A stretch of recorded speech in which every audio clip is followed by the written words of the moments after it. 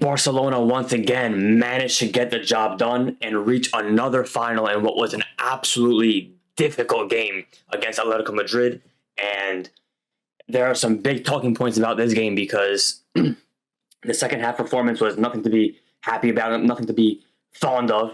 The first half performance was much better, of course, and now they're poised for a Copa del Rey final against Real Madrid once again in a final for a trophy this season. Now, this was the lineup for Barcelona. We had Chesney, Balde, Inigo Martinez, Kubarsi, Kunde in defense, of course. That's what I expected. That's what the prediction lineup was, and that's what happened. Pedri, De Jong in the pivots, Rafinha, Fermin Lopez, Yamal in the attacking midfielder roles and the winger roles, and then of course Ferran Torres instead of Lewandowski.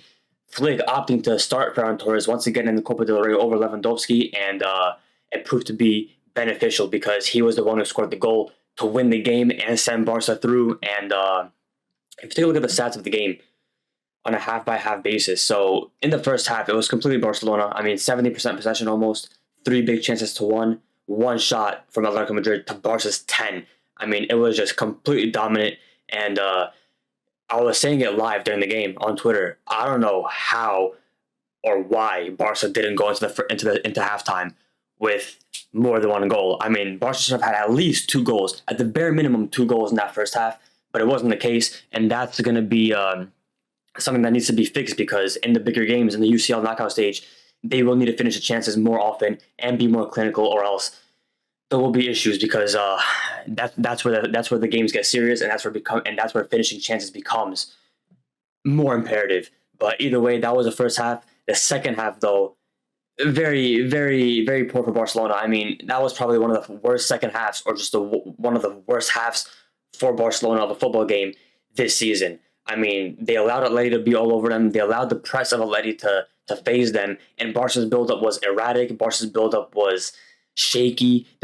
Some of the players sometimes who were on the ball, I mean, they just looked like they were scared in the buildup. I mean, they saw the players of Atletico Madrid pressing them, and they felt the pressure. We had two big chances for Atletico Madrid, zero for Barcelona, five shots for Atletico Madrid, five for Barcelona, and of course, Atletico Madrid with slightly more possession. I mean, that should never be the case, but it was. And there were just some big moments where Barca had to capitalize. I mean, you had some shots in the first half. You had the Rafinha chance in the second half. You had some counterattacks for Barca that didn't end up in shots, but should have because of a poor final pass or a poor move from the attacking player or whatever it was. And then, of course, when we talk about the subs, Hansi Flick opted for Eric Garcia for Kubarsi when he moved into the pivot position. Araujo for Fermin when Araujo went back to center back. And then Lewandowski for Ferran up top. And then Gerard Martin for Yamal. Of course, Balde once again played as left winger there, and Gerard Martin covered at left back, who actually did pretty well this game. He got some good tackles in and did put in a good shift. But I know we could say that Barca against Atletico Madrid this season, especially on Barca's side of things, almost every game has been very chaotic. I mean, Barca haven't had complete control against them this season in most of the games, except really one of the games. And that was the first game of the season that they did play in December. But other than that, all other 3 or 4 games that they played against each other, it was just pure chaos as the game went on further and further. And I think, if anything, what this game shows is how Barca can, in situations, defend if they need to and survive. In the past, this hasn't been the case, especially against teams that are pressing high, and it's been very proven. I mean, against Roma, against Liverpool, against PSG last season. These are games that if Barca knew how to do what they're doing right now, they would have maybe gotten through or won. Chesney, of course, he didn't have to make too many saves, but he had a lot of claims. He came out for a lot of claims that gave the team some confidence, gave the team some a calming effect at the back, and this is something that Ter Stegen does not do or does very rarely. Chesney being an imperative figure at the back. I mean, it's obvious why Barca have been undefeated this year. I mean, since he started playing, they have been just dominant across all sectors. Even if they're not dominating the play like today, they didn't dominate the whole play in the second half. They actually played pretty poor. They still defended well. And Chesney is a big part of that. There's a lot of balls that went to the box from Atletico Madrid that Chesney caught, and he was not scared. He came out of his line. He was commanding and caught the ball, allowed Barca to reset a little bit, have a breather, and that's what you need from your goalkeeper. If he's not going to face a lot of shots, at least impose yourself. Yamal today, I mean, very, very good, but the only thing he does have is to improve his finishing. He has to improve his finishing because when you have a player like Yamal that creates so much separation from defenders, from midfielders, from players that are trying to defend him, you have to at least put the shots on target. I think he has a dribbling and creating on lock already. He has it on lock. If he can get his finishing and improve it, like just gradually, just start improving it, he will be an unbelievable just force. He already is, but add the finishing to it, and he will be unbelievable. Pedri with a good performance, standard for him. He didn't do anything bad. He wasn't exceptional, but he was still very good and provided the control that the team needs. De Jong, shaky, lethargic, not lethargic, but sloppy at times. And he had an overall good game, but there are some moments from him where he had to do better. Overall, a good game from him. Koundé, I don't know why he has a high rating because at the end of the game he did very well actually to get the balls out, get the crosses out, and put some big blocks in. But overall, he's not completely focused. He's out of position a lot.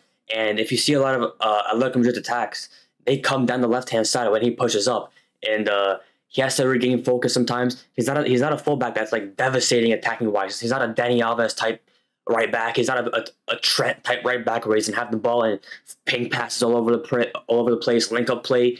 He's gonna have to put in good shifts, especially defensively. So I think if he's not going to be the devastating fullback that there are in the footballing world, I think he needs to be a bit more focused defensively and not fall out of position as often as he does. And then of course Ferran Torres with the goal. I mean, that's really all he did. He put in some good pressing up top, but overall the goal is what was needed from him, and he managed to get it. It was a great pass from Yamal, great weighted ball, and it was a good finish from Ferran Torres. Fermin Lopez with an average game, nothing special. He just put in a decent shift.